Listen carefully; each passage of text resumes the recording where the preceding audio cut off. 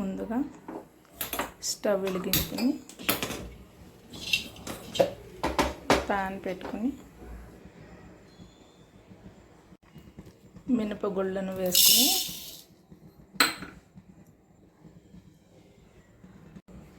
దోరగా ఫ్రై చేసుకోవాలి.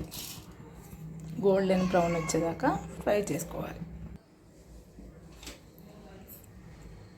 ఇలా గోల్డెన్ బ్రౌన్ వచ్చిన వాటిని చల్లార్చుకొని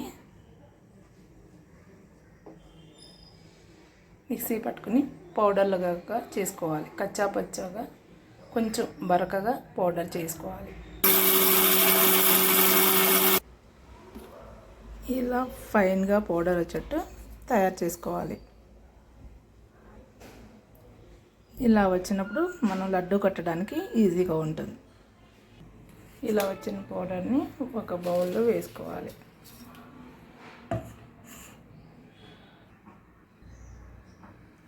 ఇలా తరుముకున్న బెల్లాన్ని కూడా ఒక కప్ యాడ్ చేసుకోవాలి.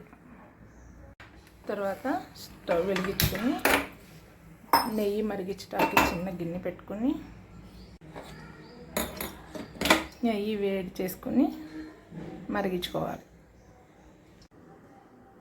మరిగించుకున్న నెయ్యిని ఇలా బెల్లంలో పోసుకోవాలి. వేడి మీద స్పూన్తో ప్లేట్లో కలిపి ఇలా కలపంగానే బెల్లం కరిగిపోతుంది వేడి నెయ్యికి. ఇలా కరిగి ఈ విధంగా లడ్డు కట్టడానికి ఈజీ. ఇలా టేస్టీగా ఉండే సున్నోట్లను టేస్ట్ చేసి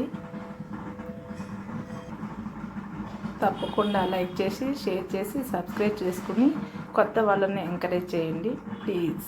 సర్వే జన సుఖినో భవంతు.